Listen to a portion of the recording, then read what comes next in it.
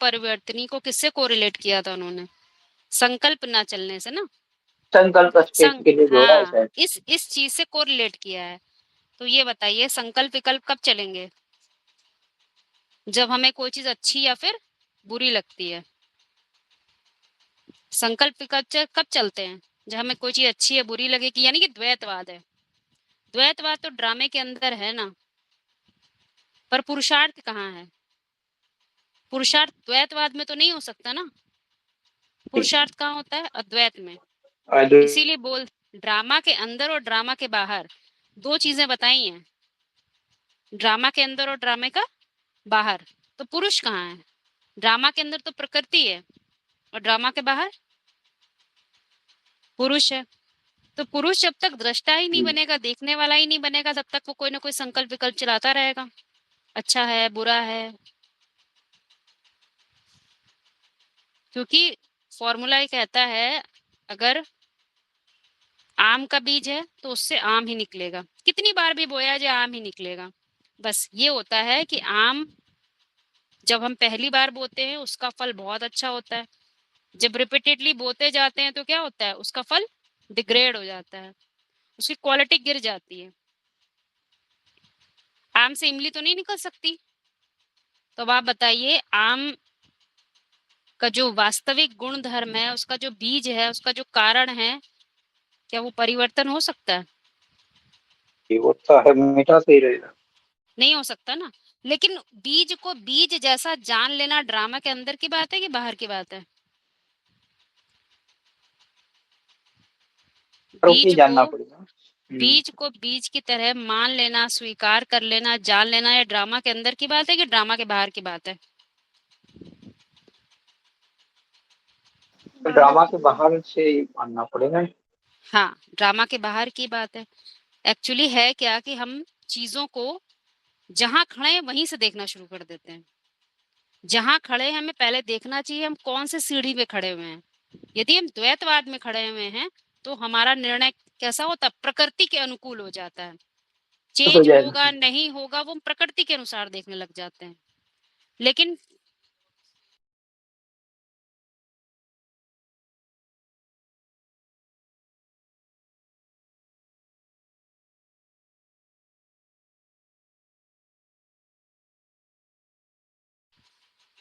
ठीक है। आवाज लेकिन चली गई थी। हाँ आवाज जी, हाँ जी, चली गई। हाँ जी, हाँ जी, ठीक है। प्रकृति के अनुसार कोई भी बदलाव जब हम सोचते हैं, बदलाव तो हमें कैसा लगता है, हम ऐसे नहीं होने चाहिए, हम ऐसे होने चाहिए, हमारे साथ ये दुर्घटना नहीं होनी चाहिए, ये होनी चाहिए। तो ड्रामा के अंदर प्रकृति के आधार पर हम चीजों को देखते हैं। लेकिन ड्रामा के अंदर क्या कोई बदलाव किया जा सकता? नहीं, क्योंकि प्रकृति को नहीं बदल सकते आप। आम से इमली नहीं निकाल सकते। और हम यहाँ जो स्टडी कर रहे हैं वो पुरुषार्थ की है।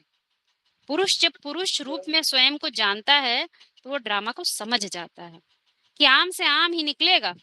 बस ये है कि अभी आम के जो मूल गुण धर्म है वो गिर गए हैं, वो बिगड़ गए हैं, तो वो उनको परिष्कृत करता है। तो वो बाहरी बदलाव में नहीं कोई इंटरेस्ट लेता है, उसमें कोई संकल्प विकल्प नहीं चलाता, वो सिर्फ उसको देखता है हो रहा है। अंतर समझ में आ रहा है? प्रकृति में बदलाव की आ बात हमें जाएगा। ड्रामा के अंदर समझ में आती है, और प्रकृति में कोई बदलाव कर लेना और संभव भी नहीं है। प्रकृति में क्या कोई बदलाव किया जा सकता है? आप बता दीजिए। कभी नहीं। आप ये समझिए, नेचर के भी जो नियम हैं, फिजिक्स के जो लॉज है, केमिस्ट्री के जो लॉज है, हमें उन्हीं के अनुसार चलना पड़ता है। हम लॉज में बदलाव नहीं करते। जो नियम है हम उसमें बदलाव नहीं करते, हम उसके अनुसार चलते हैं। कोई भी केमिकल रिएक्शन हमें करनी है तो हम क्या कहेंगे, ये कंपाउंड इस कंपाउंड से मिलेगा तो ये चीज बनेगा। हम ये नहीं कहते कि ये कंपाउंड किसी से भी मिल जाए तो ये बन जाए। क्या ऐसा कभी सोचते हैं उसमें? नहीं। प्रकृति में बदलाव की बात वहां भी नहीं सोचते, क्योंकि वहां नियम से चलता है। ऐसे ही यहाँ पर भी है, जो जिस चीज का बीज है उससे वही प्रकट होता है। हम उसमें नहीं बदलाव कर सकते, बस इतना कर सकते हैं कि वो जो नीचे गिर गया है, कृति जो रचना थी वो कैसी हो गई? तामसी हो गई है। हम केवल उसको अब परिवर्तित है, उसको ऊपर उठा सकते हैं, और उसके लिए पुरुष को ड्रामे से ना। बाहर होना होगा, पुरुष को। इसीलिए उसका नाम दे दिया पुरुषार्थ। हम निरंतर कब हो सकते हैं? जब ड्रामे से बाहर हो। बाहर में। ड्रामा के अंदर रहेंगे तो पुरुष ही नहीं है, पहली बात तो। सब कुछ प्रकृति है। हमारी परिभाषाएं कैसी होंगी? प्रकृति के अर्थ ही होंगे। अच्छा बुरा, दुख सुख, हम ऐसे देख रहे होते हैं। और एक और आप लोग को बात बता दें, जब हम ड्रामा के अंदर होते हैं ना, तो हमें अच्छा बुरा पता कैसे लगता है? क्योंकि हम किसी और से तुलना करते हैं। हमारा अध्ययन तुलनात्मक होता है, क्योंकि हमें अपने दुख की कोई परिभाषा नहीं पता होती, परंतु यदि हम किसी और को देखते हैं तो उससे हम उसको तुलनात्मक हो जाते हैं, हम कंपैरेटिव हो जाते हैं। तो वहां द्वैतवाद है। और जब बाहर आते हैं तो उसके लिए महावाक्यों का में एक पॉइंट है, आगे चल के तुम्हें ऐसा देखने में आएगा तुम्हारे साथ जो कुछ भी हुआ उसमें कुछ भी बुरा नहीं हुआ, तुम्हारे साथ ऐसे ही होना चाहिए था। यदि तुम्हारे साथ ऐसा नहीं होता तो तुम इतने ऊंचे नहीं बन पाते। जैसे इसके लिए कहा जाता है, कोई मूर्तिकार होता है तो क्या करता है वो, कहाँ कहाँ से कितना कितना उसको ठोकर मारनी है, ठोक बजाना है, उसमें नक्काशी करनी है, तो ये तो वही जानता है। तो ड्रामा भी हमें ठोक बजाता रहता है। तुम तो हीरो पार्टधारी हो, तुम भूल गए हो तो तुम्हें बनना है, तो चाहे अस बनो चाहे तस बनो, बना के तो छोड़ना उसका काम ही है। हम्म।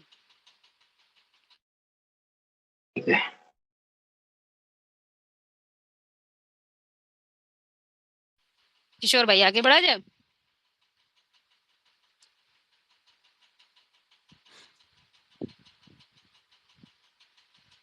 आगे ठीक है। बढ़े। आपको कोई इसमें पूछना हो तो आप पूछिए। अच्छा पॉइंट डाला था आपने। हाँ। हम्म।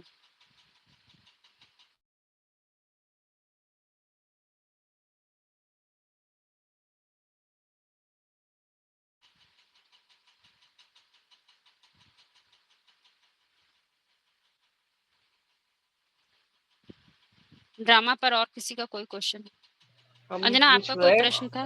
बोले। हैं ड्रामे से बाहर कैसे हुआ जा सकता है। हम्म। प्रश्न है कि ड्रामे से बाहर कैसे रहा जा सकता है। तो आप लोगों को एक थोड़ा प्रैक्टिकल उदाहरण देते हैं, जिसका कई बार इशारा हमें मुरलियों में भी मिलता है। एक कबीर के दोहे की बात आती है कि दो पाटन के बीच में साबुत बचा न कोई, अर्थात चक्की का उदाहरण लिया गया है, और एक तरफ कुम्हार का उदाहरण लिया जाता है। दोनों को यदि आप ध्यान से देखें तो चक्की में सारा जोर जो लगता है वो उसको घुमाने में लगता है।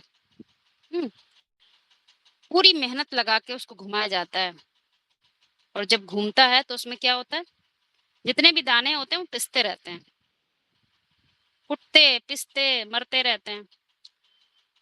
और कुम्हार के चाक की क्या खासियत है, एक बार घुमा दिया जाता है और उसके घूमने में नए नए पात्र बनते रहते हैं। घूमते दोनों ही हैं, एक को बुद्धि रूपी हाथ से घुमाया जाता है और दूसरे को प्रकृति के जोर से घुमाया जाता है। एक का केंद्र है आत्म भाव और दूसरे का केंद्र है देह भाव।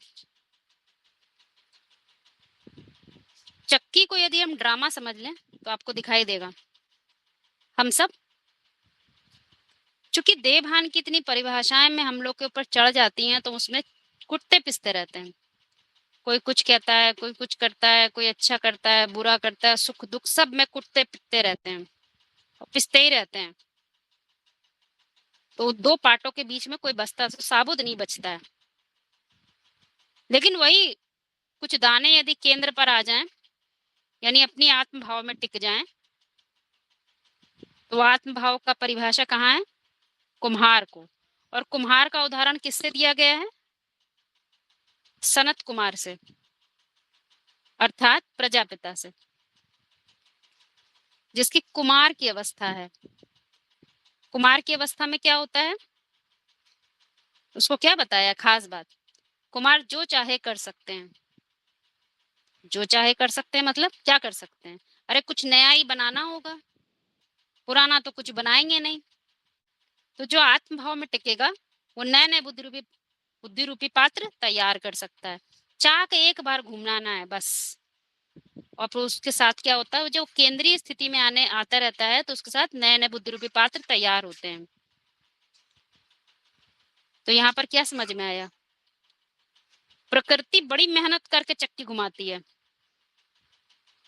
वो है ड्रामा। क्योंकि उसमें हमारा अहंकार काम करता है, देह भाव काम करता है। हम ये हैं तो हमें ऐसा करना चाहिए, हमें ऐसे नहीं करना चाहिए, ये हमें शोभा देता है, ये हमें नहीं शोभा देता है। बड़ी मेहनत लगती है। स्वाभाविक रूप में कहाँ रहते हैं? नहीं रहते हैं। जब तक हम स्वाभाविक रूप में नहीं रहते हैं तो हम सब क्या हैं? ड्रामे के जी, अंदर हैं। अंदर। और जब हम अपने मूल स्वभाव में आने लग जाते हैं तो चक्की तो चलती रहती, पर हम तो केंद्र में रहते हैं ना, अर्थात केंद्रीय स्थिति, अर्थात पुरुष। और पुरुष कहता कैसा दिखाया गया? सनत कुमार, प्रजापिता कहिए, चाक पे नए नए बर्तन बनाता है। क्योंकि वो बहुत मेहनत नहीं करता, बस बुद्धि रूपी पात्र को घुमा दिया है। खुद ने नहीं घुमाया है। कौन घुमाता है उसका पात्र, उसका चक्का? वही बता देते कुमार। हैं। हाँ, शिव, परम सत्य।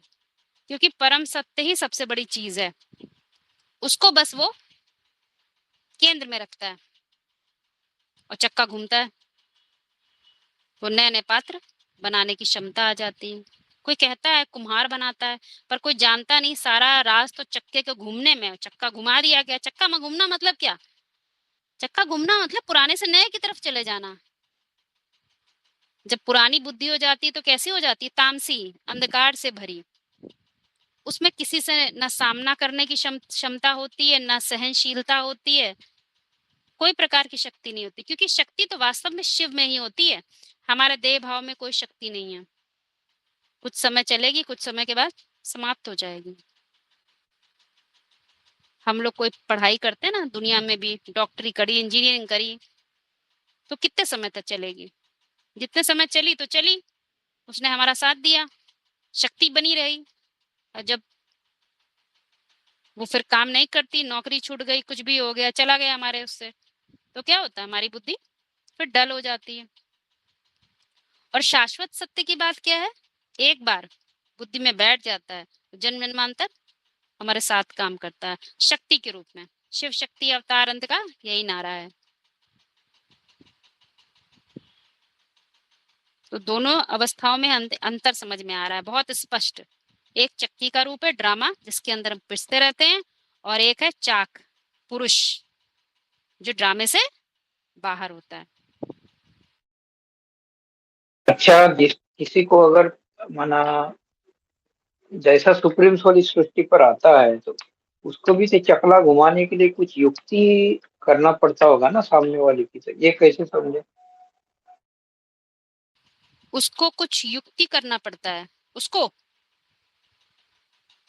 ऊपर वाले की बात हो गई। हाँ, ऊपर वाले के लिए कह रहे ना, सारी ऊपर वाला करता है, क्या करता है,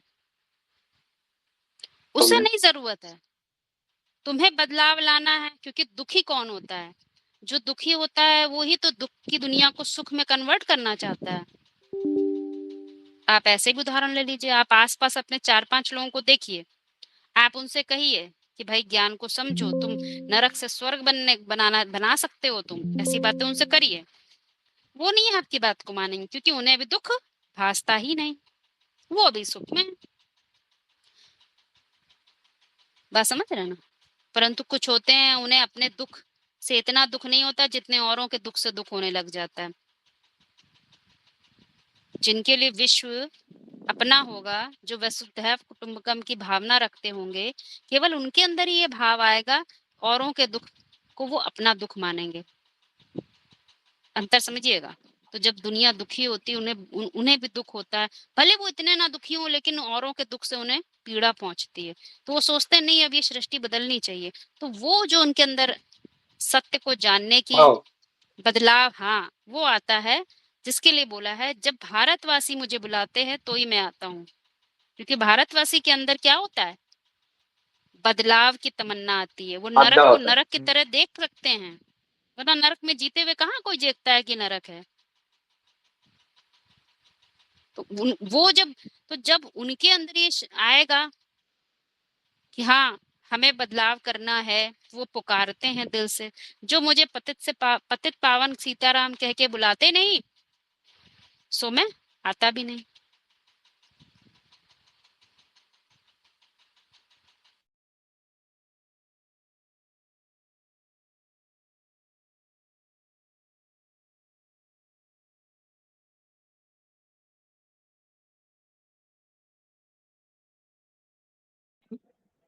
दीदी, ये जो आपने कुंभार का बताया ना, जैसे कुंभार है और वो अलग अलग बर्तन बनाता है, अपना चक्का खुद ही घुमाता है, तो इस बात को थोड़ा क्लियर करो ना।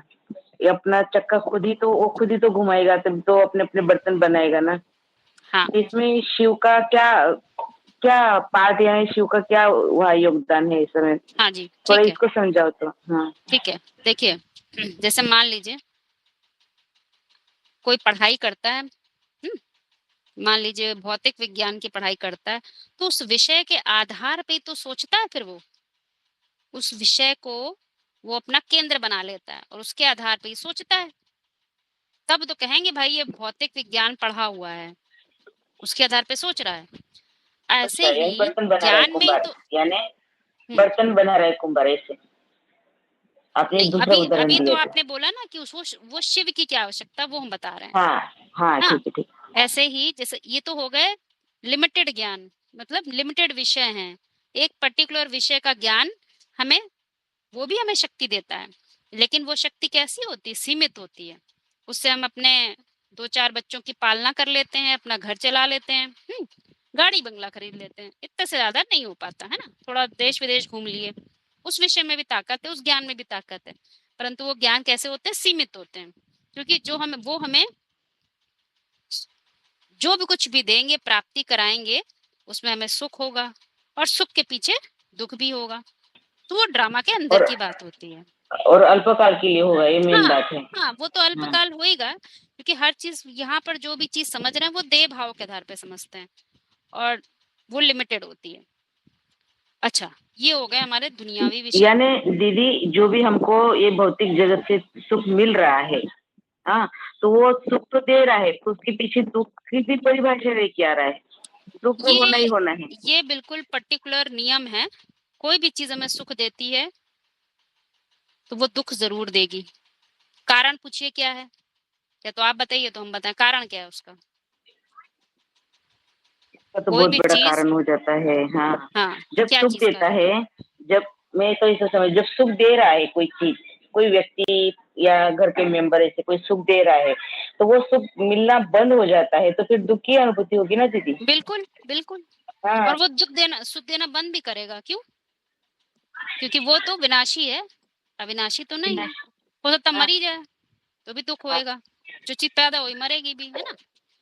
तो इसलिए वो दुख जरूर देगा, सुख और दुख, ये तो इस सृष्टि का एक नियम है। अब आपने प्रश्न पूछा था कि शिव की बात पूछी थी कि शिव का उस कुमार के चक्के से क्या कनेक्शन है। जब तक हम अपने शक्ति से काम कर रहे होते तब तक हम ड्रामे के अंदर ही होते, चक्की चला रहे होते हैं, कुम्हार नहीं होते, चक्की चला रहे होते हैं। और चक्की में सब पिसता ही रहता है, समय काल के अंदर सब पिस रहा है, साबुत नहीं रहेगा, ठीक है। और सब जब बोझा हम, ढो रहा है एक तरह से। हाँ बिल्कुल, वो तो बोझा ही है। और जैसे ही जब शाश्वत सत्य पता चलता है तो पहली बात है हम पुरानी दुनिया से बाहर नई दुनिया की प्रोसेस में लग जाते हैं। और ये जो काम है ये कोई हमारे हमारे अपने ज्ञान से नहीं होता कि हमारे ज्ञान से हो जाए, आत्मबल से होता है। और आत्मबल बिना ज्ञान के नहीं हो सकता। वही शाश्वत ज्ञान है जिसको वेद से लेकर उपनिषद से लेकर पुराणों से लेकर सब ऋषि मुनियों ने एक ही तरफ इशारा दिया है, एको ब्रह्म द्वितीयो नास्ते। मुरलियों में भी बार बार इशारा देते हैं, एक शिव दूसरा ना कोई। अर्थात वो परम सत्य ही सब कुछ है। तुम्हारा कंसंट्रेशन कहाँ होना चाहिए? समझाने केंद्र वाले पे पर, नहीं होना चाहिए, किस पे केंद्र होना पर चाहिए? अपने परम सत्य पर होना चाहिए, है ना? अपने तो केंद्र जब पर भी परम, तो होना चाहिए। हाँ, तो बिना आत्मा समझे तो कैसे करेंगे? आत्मा ही नहीं समझा तो बाबा क्या कहते हैं, तुम शिव को भी नहीं याद कर सकते हो। तो परम सत्य तो बुद्धि में कनेक्ट होना जरूरी है ना। तो अर्थात वो ज्ञान जब हमारे साथ कनेक्ट हो जाता है, तो बाबा ने इस बात के लिए एग्जाम्पल दिया, तुम्हारा बुद्धि रूपी हाथ ऊपर वाले से जब मैच हो जाता है, जब पकड़ में आ जाता है, तो जैसे कि तुम्हारा जो डंडा है ना, चाक, चाक जो है किसने पकड़ ली? ऊपर वाले ने पकड़ ली। तो अब चाक तुम नहीं चलाते हो, वो चलाता है। जिसके लिए मुरलियों में कहा जाता है, तुम मुझे जितना याद करते हो उतना मैं तुम्हारे साथ हूँ। गीता में कहा गया है, तुम मेरे को याद करो, बाकी तुम्हारे सारे काम योग क्षेम मैं ले लेता हूँ। तुम नहीं करते हो, फिर करता तुम नहीं रह जाते हो। कर्तापन मात्र अहंकार के कारण है, ये ध्यान रखिएगा। और वहां पर चक्का चला, जब चक्का एक बार घूम जाता है तो वो नहीं घुमा सकता चक्के को, वो इतना बड़ा परिवर्तन कभी नहीं कर सकता। पुरानी दुनिया को लात मारना और नए दुनिया के नक्शे की प्लानिंग कर लेना, ये कोई कॉमन मैन नहीं कर सकता। इसको करने के लिए ऊपर वाले का साथ अनिवार्य है, मस्ट है। कोई मनन चिंतनशील, कोई मुनि ऋषि मुनि ऐसा नहीं हुआ आज दिन तक जिसने कहा मैंने काम कर लिया। वो हमेशा उंगली कहाँ दिखाते हैं? ऊपर की तरफ। ऊपर की ओर। हाँ, वो इसके लिए हमारे जो सनातन धर्म की एक बहुत सुंदर परंपरा है जो मुझे बहुत अच्छी लगती है, वो सब काम करेंगे। कोई कहेगा कि आपने बहुत अच्छा बताया, समझाया, आपने ये बहुत अच्छा काम किया, तो कहते हैं नहीं नहीं हमने नहीं किया, ईश्वर की कृपा से हुआ है। सारा सिर ऊपर दे देते तो अहंकार खत्म हो जाता है, अहंकार नहीं पलता उनके अंदर। ये बहुत सुंदर परंपरा है सनातन धर्म की। चेतना जी, स्पष्ट हो रहा है? हाँ दीदी, स्पष्ट हो गया। जो भी कुछ करता धरता है वो ऊपर वाले के मर्जी के बिना तो कुछ हो ही नहीं सकता। मर्जी और हम नीचे तो वाले इतना, की, हाँ, मर्जी मर्जी नीचे नीचे वाले वाले की की, है। हाँ लेकिन हाँ, साथ ऊपर वाला का करता ऊपर वाला साथ करेगा, लेकिन तुम्हारे द्वारा करता है, निमित्त द्वारा तुम करेगा, बनोगे। हाँ, हाँ, निमित्त करेगा। और जो भी हम कोई भी कार्य करते हैं जो ऊपर वाले को श्रेय देते हैं, यानी ऊपर वाले को ही सब कुछ, अच्छा हो या बुरा हो, उसको ही अर्पित कर देते, तो हमारे अंदर अहंकार भी नहीं आता है और कभी नहीं, ग्लानि भी नहीं आती है। हाँ, कभी नहीं आएगा। और ऊपर कि वाले का साथ रहेगा कर्तापन तो में बुरा तो होएगा ही नहीं ना दीदी। हाँ दीदी, ऊपर वाले का ऊपर वाले के शक्ति से हो रहा है जो कार्य, वो तो अच्छा श्रेष्ठ ही होगा ना, भ्रष्ट तो हो ही नहीं सकता। नहीं, इसीलिए ड्रामे हम्म के अंदर होगा, ड्रामा के बाहर होगा। हम्म। बात समझ में आ रही ना? चक्का जो ठीक है, चक्की घूमती है वो क्या है? प्रकृति, प्रकृति चक्की। है। और जो हाँ, चाक घूमता है वो है पुरुष।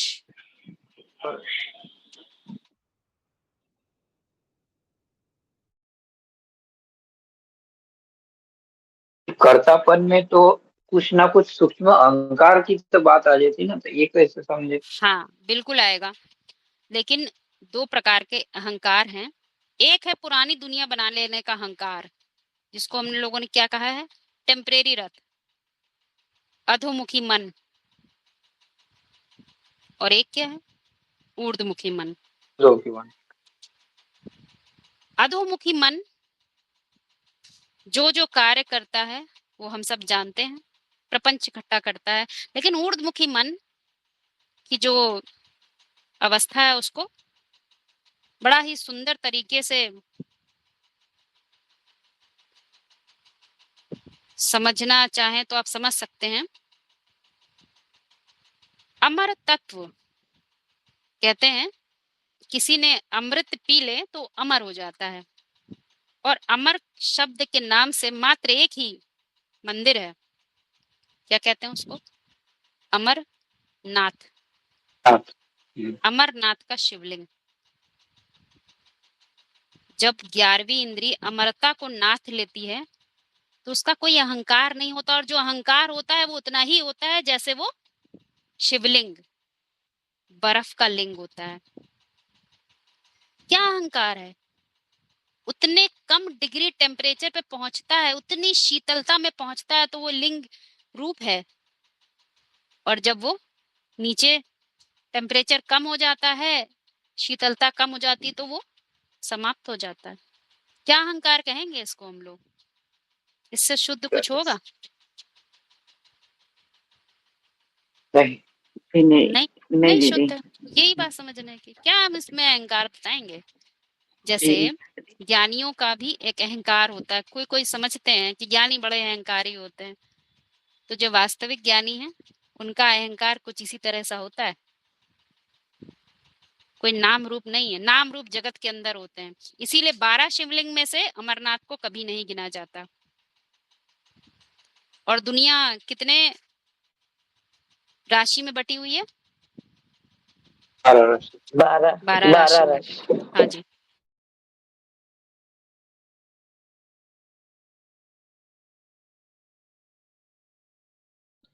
उसके लिए ये हो जाता है कि एको ब्रह्मे द्वितीय न कोई है। हाँ, ये चाहे आप एको ब्रह्म द्वितीयो नास्ते, मतलब एक ब्रह्म कहिए, परम सत्य कहिए, शिव कहिए, अलग अलग समय पर अलग अलग शब्द उच्चारित किए गए हैं, परंतु है वही परम दीदी सत्य। दीदी एक और इसके पीछे प्रश्न आ जाता है, जैसे आपने कहा अल्पकाल का सुख और सदाकाल का सुख। हर एक आत्मा चाहती है कि हमको सदाकाल का सुख चाहिए, ऐसी कोई आत्मा नहीं है कि उसको अल्पकाल का सुख चाहिए। तो सदाकाल का सुख इसे क्या पुरुषार्थ है इसका, और कैसे हो सकता है? हर एक हम्म। आत्मा की होते हैं ना, ये तो तमन्ना कि मुझे सदाकाल हाँ, का सुख चाहिए। कोई नहीं चाहता कि दुख की दुनिया आ जाए। आपने जो बात ऐसा बताई क्यों ये होता है बताइए। फिर? हर आपने बोला हर आत्मा को चाहिए कि हर व्यक्ति को चाहिए? हर आत्मा व्यक्ति को आत्मा सदा। आत्मा को कहाँ? आत्मा तो पुरुष है, और पुरुष तो ज्ञानी होता है। उसे तो पता है सुख और दुख का खेल है। उसे तो बोध होता है ना कि ये खेल है। आपको खिलाड़ी है मान लीजिए आप, तो आपको पता होगा खिलाड़ी हूं तो कभी गिरूंगा भी, तो क्या आप खेल नहीं खेलेंगे? आपको पता है मैं खिलाड़ी हूं तो कभी हारूंगा भी बाजी, तो आप कभी खेल नहीं खेलेंगे? फिर खिलाड़ी किस बात के?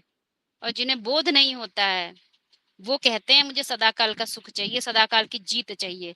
ऐसे थोड़ी होता है। वो उनको आप ऐसे कह सकते हैं, वो व्यक्ति हो सकते हैं, पुरुष नहीं होते, पुरुषार्थी नहीं होते। पुरुषार्थी मतलब ज्ञानी।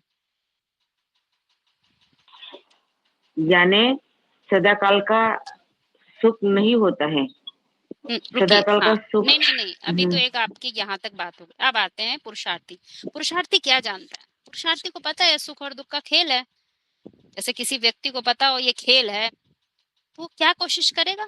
पहली बात, वो खेल के सारे नियमों को अच्छी तरह से समझ लेगा। दूसरा, दूसरा क्या चीज खास है? खेल की इतनी बढ़िया प्रैक्टिस होगी उसको, खेल को खेल की तरह देखने के लिए, कि वो अभी हारता भी होगा ना तो उसको हार में हार नहीं दिखती है, उसको अगली बार जीतने की उससे प्रेरणा मिल जाती है।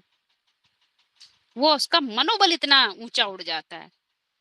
मुरलियों का पॉइंट है, मैं आता हूँ, परम सत्य जब आता है तो क्या तुम्हारे अंदर चाहता है? तुम्हारे मनोबल को इतना ऊंचा कर देता है। तुम्हें वर्षा किस चीज का देता है? तुम्हें कौन सा विल देता है? Will power. विल, मैं आता हूं तुम्हें विल पावर, विल करने के लिए। मुरली का पॉइंट है, सबसे बड़ी दात है। बुद्धिमान उसे नहीं कहते हैं जो हर बार जीत जाता हो, क्योंकि ड्रामा बड़ा बना बनाया, बड़े कायदे से चलता है। ऐसा नहीं तुम हर बार जीतते हो तो तुम्हारा हाँ, अहंकार ना बढ़े। सुख सुख है, जीत है, सुख है, तो दुख भी है।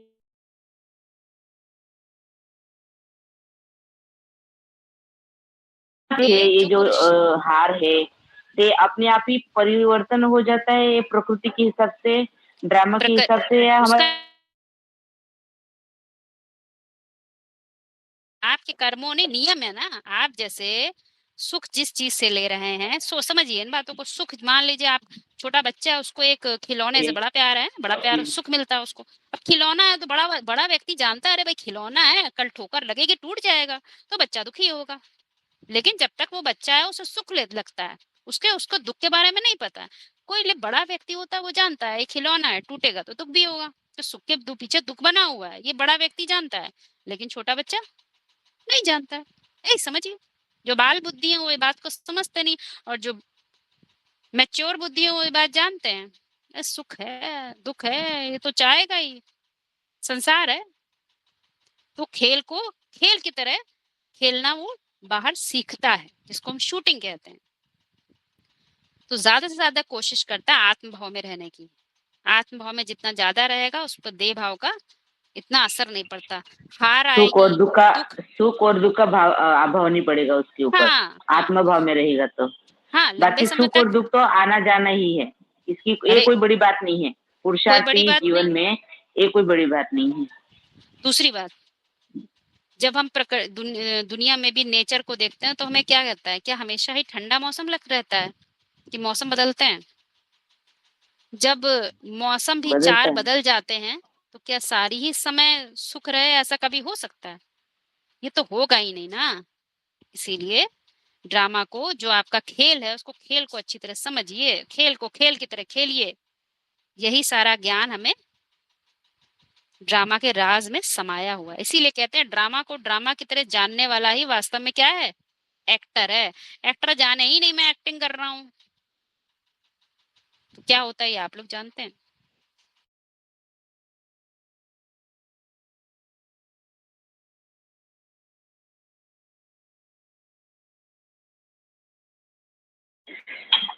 ये तो ऐसी बात होगी दीदी जी, पाके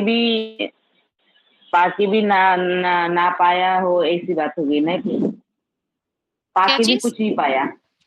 ये तो ऐसी बात हो गई, पाकर भी कुछ नहीं पाया। अर्थात क्या पाना?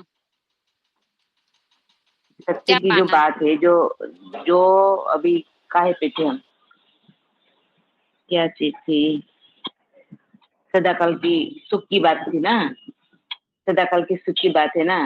तो वो पाकर भी कुछ नहीं पाना है ना, फिर क्योंकि उसके नहीं नहीं पीछे नहीं दुख है, तो फिर उसकी नहीं नहीं, तो ये बात आप समझ लीजिए। यही तो आप, यही तो बात हम समझा रहे हैं। जब आपने खेल को खेल की तरह जान लिया तो क्या आपको पता नहीं है कि खेल में चोट भी लग सकती है? खिलाड़ी को पता होता है ना। हाँ, तो चोट, वही मनोबल बना लेना चाहिए ना हाँ कि वही हारने ही बात। वाले हैं, ये मैं हाँ, हमको नहीं बताया। नहीं, हारने ही वाले नहीं है। हारेंगे भी तो भी हमारा मनोबल टूटेगा नहीं। विल पावर, इच्छा टूटेगा शक्ति नहीं। इतनी जबरदस्त होती है। हम्म। ये सब हमें यही मिलती है। इतनी जागृति होती है बुद्धि से, इतने जागृत होते हैं, खुली आंख से जीते हैं, बंद आंखों से नहीं।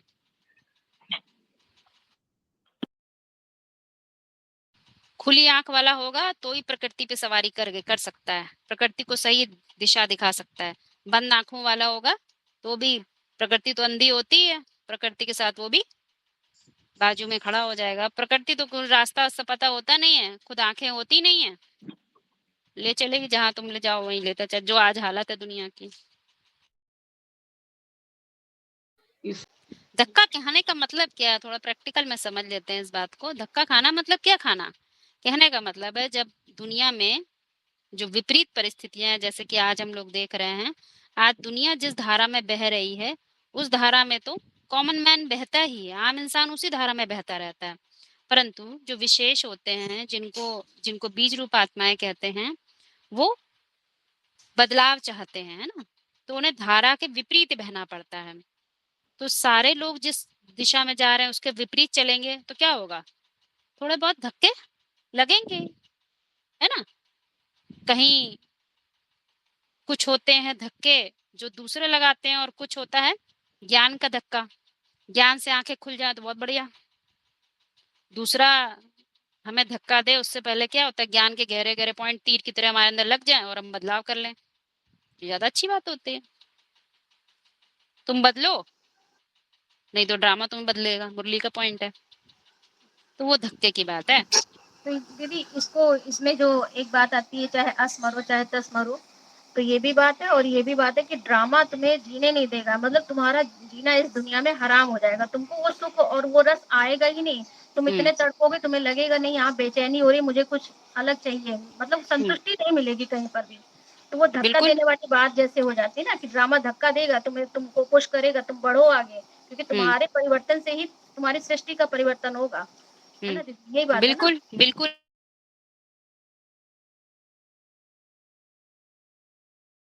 तो किस उद्देश्य से बनाता है? हीरो को हीरो बनाने के लिए ही सारी मेहनत करता है।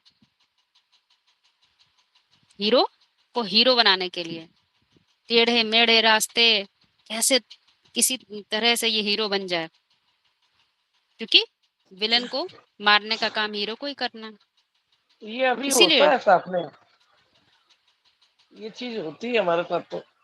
हाँ, वो सबके साथ ही घटता है। अगर हम लोग आसपास देखेंगे तो आपको ऐसा लगेगा।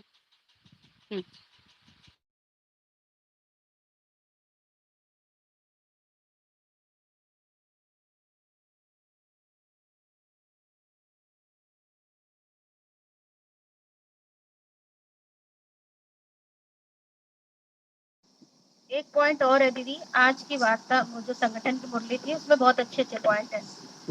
एक बात आई थी कि दिल से दिल को राहत होती है, ऐसे बोला है, तो इसको कैसे समझे? इसको मतलब थोड़ा सा अध्यात्म में बताइए। इसके आगे पीछे के पॉइंट बताइए, क्या क्या कहा था, किस संदर्भ में बात चल रही थी?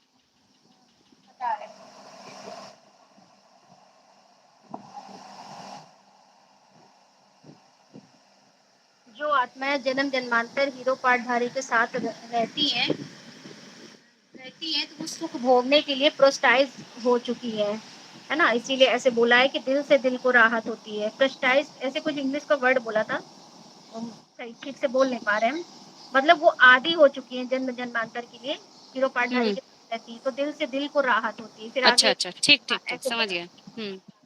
कहने का प्रश्न है कि दिल से दिल को राहत होती है। जो सहयोगी होते हैं ना, जैसे मान लीजिए कोई एक समझदार, जैसे हम यहाँ पर उदाहरण बाबा का ले लेते हैं। बाबा ने जो ज्ञान उठाया, समझा, इतना सुंदर तरीके से बाबा ने इस ज्ञान को हम लोगों के सामने ला के रख दिया, पहाड़ काट के नदी बहा दी हमारे लिए ज्ञान की। नहीं तो कहाँ हम लोग इतने तंत्र को पकड़ पाते। तो उन्होंने किस बल से ये कार्य किया, उसको हम कहते हैं योग बल, ज्ञान बल और योग बल, उससे ये कार्य किया। तो उन्होंने जो सत्य निकाला, समझा, उससे हम सब के पास सत्य पहुंचा, हमारी बुद्धि उससे जुड़ी, तो क्या हुआ, उसी ज्ञान से हम सबको भी क्या मिल रहा है? सच्चाई का प्रकाश मिल रहा है, हमारी बुद्धि भी जुड़ रही है। तो एक के राहत होने में उनको भी तो दिल का सुकून मिला होगा, उन्होंने जो सत्य निकाला, और उसी में हम सबको भी सुकून मिल रहा है। तो क्या हो रहा है? दिल से दिल को राहत नहीं मिल रही है, उनके एक से निकालने से हम सबको भी राहत हो रही है। आप निकालोगे, आपके कनेक्शन में जितने भी आएंगे वो कहेंगे अरे इस बात से जो आपने निकाली होगी वो और लोगों को कनेक्शन में आने वालों को भी मिलेगा, उनको दिल को भी राहत हो, क्योंकि उनको भी वही चाह रहा होगा जो आपको चाहिए था। भले किसी एक ने निकाला हो, लेकिन ज्ञान वैसे भी किसी की बपौती नहीं होती है। किसी ने भी निकाला और लोगों ने सुना तो उनको भी अरे ये बात तो देखो समझ में आ गई, उनकी बुद्धि भी क्लियर हो गई, लाइन क्लियर हो गई। तो क्या कहेंगे? दिल से दिल को राहत नहीं हो रही है उनको। हाँ दीदी। हाँ, और उनको जन जन्मांतर की वो चीज, जैसे कभी कभी अंदर ऐसी चीजें होती हैं, ऐसे प्रश्न होते हैं जिनके हल कोई दे नहीं पा रहा होता और कहीं से मिल जाता है, तो ऐसा लगता है वही प्रश्न तो मेरा भी था, वही उनका भी था, एक ने हल कर लिया दूसरे का भी हल हो गया। तो यहाँ क्या है? दिल से दिल को राहत मिलना। दिल से दिल को राहत मिली है, तो जैसे कि कई बार मुरलियों में भी इशारा दे देते हैं कि जो देवताओं के पुजारी होते हैं वो देवता को ही पूजते हैं, और जो ऐसे बोलते हैं ना कि जो जिसके पुजारी होते हैं ये उनको गीता का उसी में ही पॉइंट है। हाँ, गीता गीता का का पॉइंट, है। उसमें ही हाँ सुख मिलता है।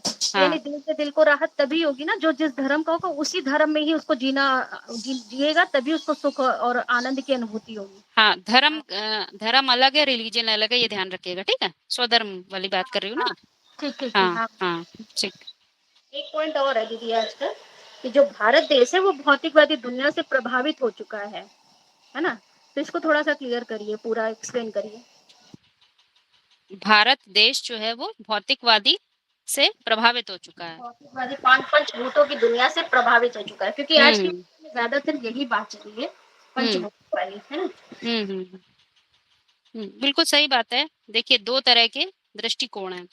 एक है पाश्चात्य दृष्टिकोण, एक है हमारा भारतीय दृष्टिकोण, या हम कहें उसको पश्चिमी दृष्टिकोण और पूर्वी दृष्टिकोण। पूर्वी देश भी कहते हैं, पश्चिमी देश भी कहते हैं। वास्तव में देश और स्थान की बात नहीं, वास्तव में बात किस चीज की है? सोच की, विचारों की। तो जो भारत है, उनकी सोच का जो आधार है वो क्या है? आत्मा, परमात्मा, सच्चाई, सत्य, सत्य की जिज्ञासा। वास्तव में हम कौन हैं? हमारे इस दुनिया में आने का क्या पर्पस है? हम किस लिए यहाँ भेजे गए हैं? ये सब बातों पर विचार करना उनका आधार है, उनकी सोच का। इसको हम कहते हैं भारतीय दर्शन। और इसके विपरीत जो पाश्चात्य दर्शन है, उनका सोचने का आधार है कि ये जो बाहर का नेचर है वो कैसे बना है, किसने बनाया, क्यों बनाया, कब बनाया, ये सब उनके प्रश्न हैं। और बनाया है तो कैसे बनाया, जरा उसको तोड़ तोड़ के देखें, इसके अंदर जाके देखें। वो बाहर के अणुओं के भीतर जाना चाहते हैं। और जो भारतीय सोच होती है, पूर्वी सोच होती है, वो अपने अंतर जगत में जाना चाहते हैं। बस इतना फर्क है दोनों में। तो जब जो भारतवासी हैं, जो पहले अंतर जगत में जाने की क्षमता रखते थे, वो ही अपने को भूल जाते हैं, तो उनकी बुद्धि भी कहाँ लगने लग जाती है? वो समझते हैं कि जो पाश्चात्य संस्कृति का ज्ञान है वही बहुत महत्वपूर्ण है, हमें उसी को ही सोचना चाहिए, क्योंकि वो देखते हैं वो डेवलपमेंट कर रहे हैं, वो आगे बढ़ रहे हैं, हम भी ऐसे ही डेवलप करें। क्योंकि उनके अंदर अपनी कोई परिभाषा नहीं रह जाती, वास्तव में अपना कोई वजूद ही नहीं रह जाता। भारतवासियों के अंदर आज अपने भारत के प्रति कोई जागृति नहीं है, कोई विश्वास नहीं है, कुछ नहीं है, सो चुके हैं। परंतु बाहरी ज्ञान के प्रति उनकी बड़ी लालसा है। कंप्यूटर कैसे काम करेगा, आर्टिफिशियल इंटेलिजेंस कैसे काम करेगा, कैसे कैसे हम ईंट दीवालों के महल ऐसा खड़े कर लें कि अंदर एयर कंडीशनड हो, ये उनकी बहुत सोच है।